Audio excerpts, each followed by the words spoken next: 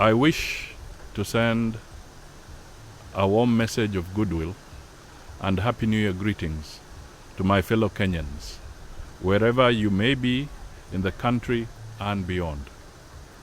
As we say goodbye to the ending year, we are at the same time set to enter a most critical year in our country's history.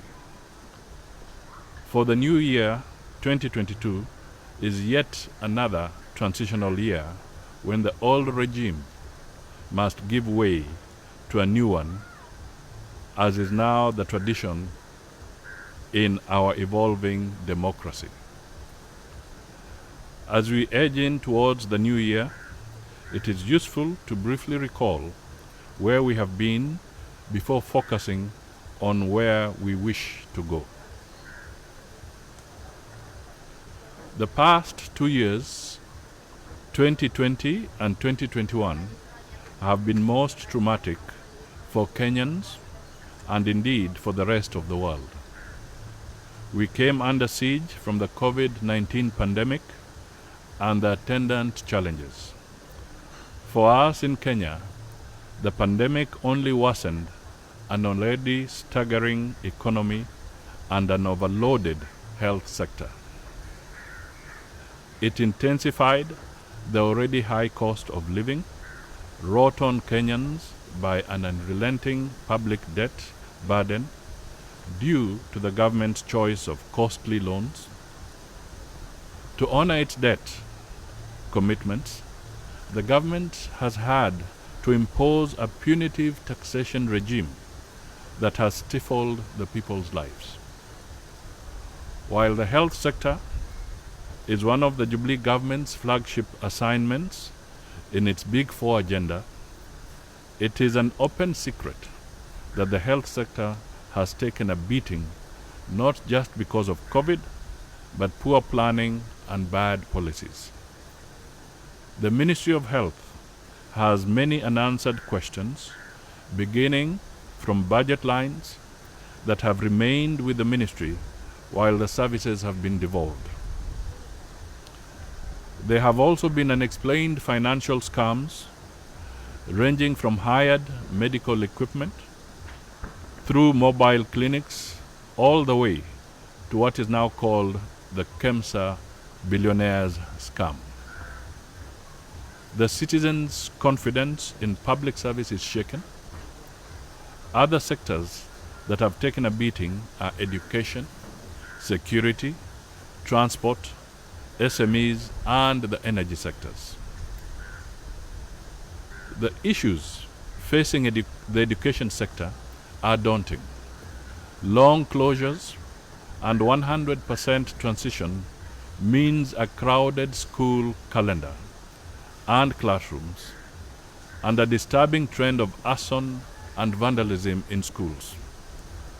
Most frightening is how to carry out 5 credible national examinations in 2022 due to the introduction of the CBC system and double intake in secondary schools.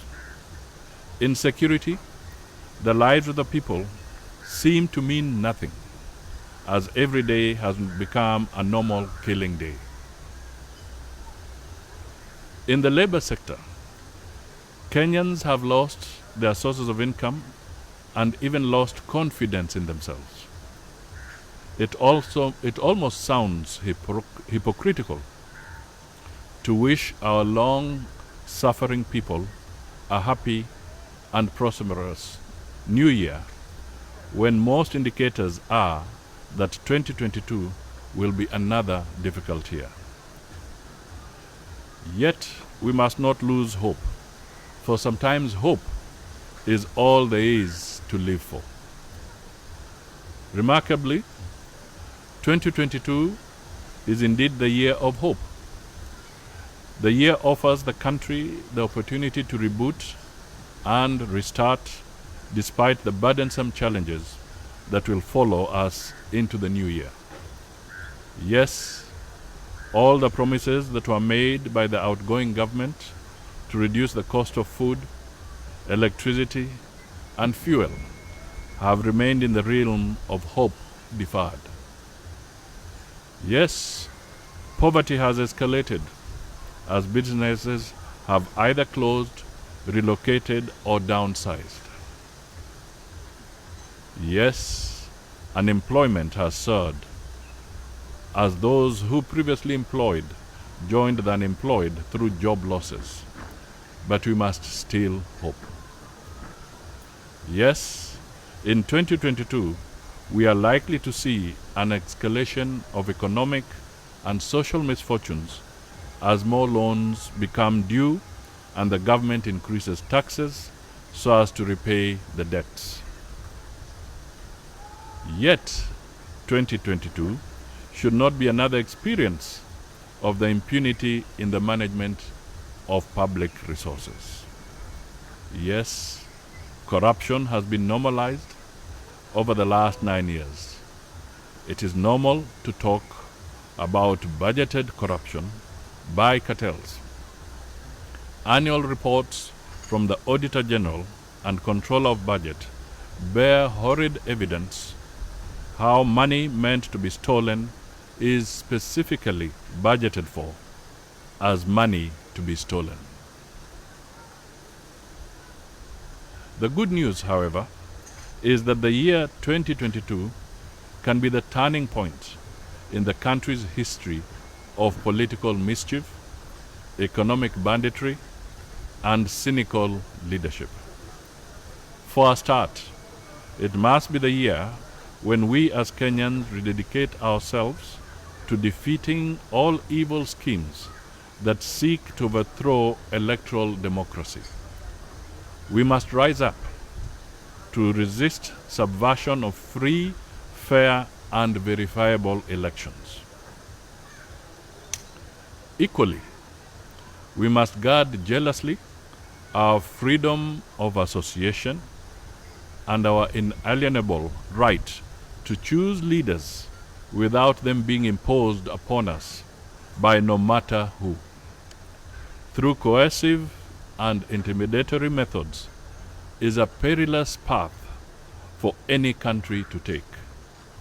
Kenyans must say a resounding no to this in 2022. The country has been lied to that it needs what some have cynically called a transiting leader. There is no such thing as a transiting leader in our constitution. Kenya transited into a new order under a new constitution in 2010. The choice for Kenyans is either continuity or a new beginning. Kenya requires a leader with conviction to hoist the banner of new beginnings in economic recovery and governance. The time has come when we must go beyond the empty politicking that has gone on for the past 4 years. We must now seriously place raw emotions and unhelpful ethnic sentiments aside and stand with our country. In the new year, at whose threshold we are, I purpose to be on the presidential ballot paper as the person to lead the country out of both historical and resurgent political mischief and economic banditry and malaise. I will shortly be unveiling my agenda for the country under the ANC 2022 manifesto and under the clarion call of Uchumi Bora na Pesa Mfukoni. I purpose to lead Kenyans of goodwill, to reject strongman bullying tactics by cartels that intend to pre-rig elections through imposition of hand-picked leaders. It is such mischief that leads to post-election troubles that Kenya must completely part ways with. Kenyans must be free enough to weigh the capacity of leaders and elect the leaders they want.